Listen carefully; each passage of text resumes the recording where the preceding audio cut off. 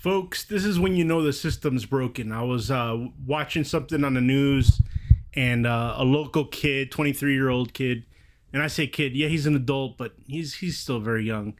Um, he's doing time in the county jail for financial responsibility because he didn't pay his car insurance and for drug paraphernalia.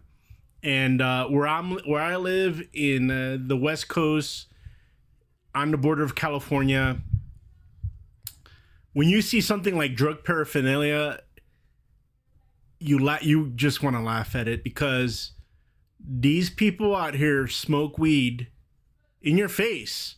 They got pounds of weed, and cops walk right by them, drive by them, and it's not a big deal. You know, marijuana is not an issue, but let you get caught with a pipe or something that, you know, is used for drugs. Oh, that's a problem.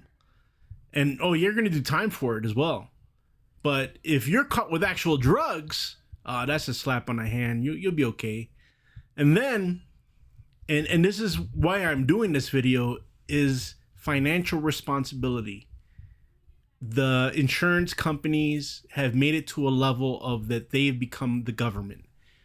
They share your personal information. The DMV shares when you get a driver's license, where you live.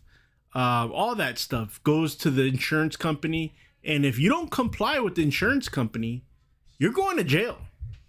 They're going to fuck you over. And I'm using bad words because I need to, because we're going to have to put some context on this. Can you believe it?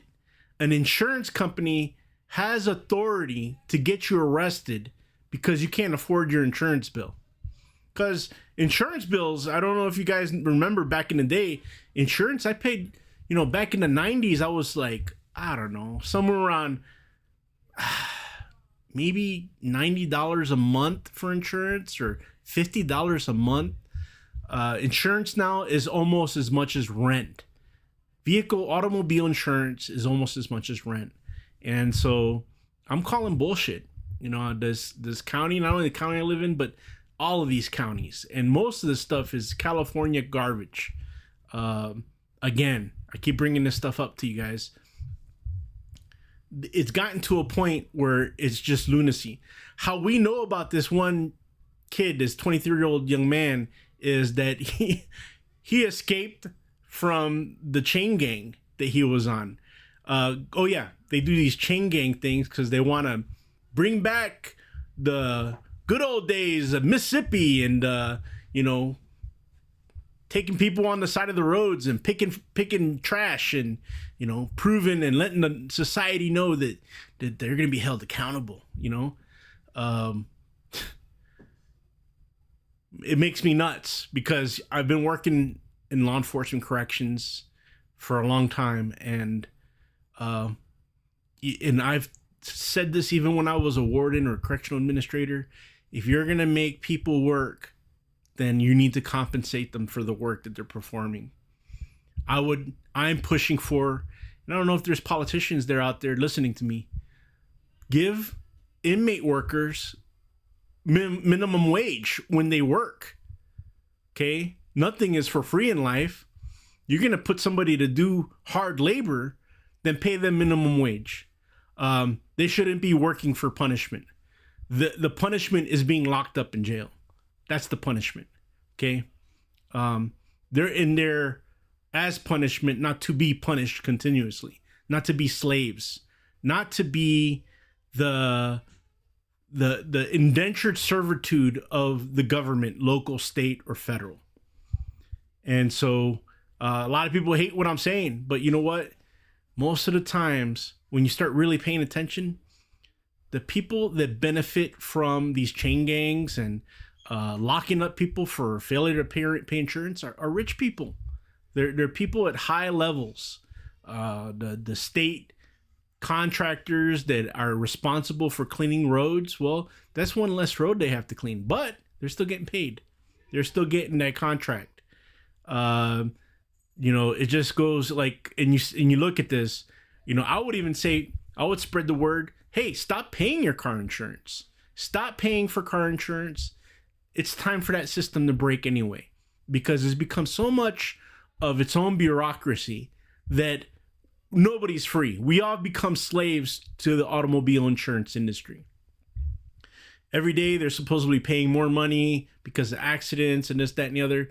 But you know what? It's just gotten to a point where it's become a cycle of madness. And like I said, there's people paying more in car insurance than they are paying rent. And this young man, he couldn't do it. He probably could barely pay for gas, let alone vehicle insurance. Especially if you don't have if your driving record sucks, then, you know, SR22 or whatever laws they have in different states is going to keep you from being able to afford the car insurance. How do you do it? Especially in a place like the places I live, there is no transportation, public transportation. They say there is, but because liberals put labels on things, they say, oh yeah, we have public transportation, but the bus only runs from, I don't know, 6 a.m. to 2 o'clock in the afternoon, and it doesn't run on all schedules, on all routes. And good fucking luck trying to get a ride 20 miles down the road to your job at the warehouse. It's not going to happen. And I'm going to call it out. It's like it's not just one jurisdiction in the West Coast. It's many of them, specifically the ones that want to be Californian. They try to resemble or copy a lot of these socialist programs, but they can't sustain them. So they label it, and then they say it's operating, but it's not doing shit for anybody. Nobody. You have young children. I'm saying children because I'm an old man, but I see somebody in their teens, 17, 18s, 19s, trying to work their first job, walking 20, 30, 40 miles because the bus system's broken and their family can only afford probably one car for the whole family, and they're stuck like Chuck. And the cities and towns are not built for walking.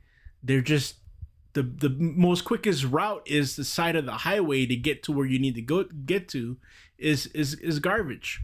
And this is where I'm going with this whole poor people crimes. You know, you're gonna get a misdemeanor ticket or a ticket for walking on the side of the highway, but there's no freaking trails. There's no sidewalks. There's no way of you getting to work. Anyway, I gotta take this call. Talk with you guys soon, and God bless you.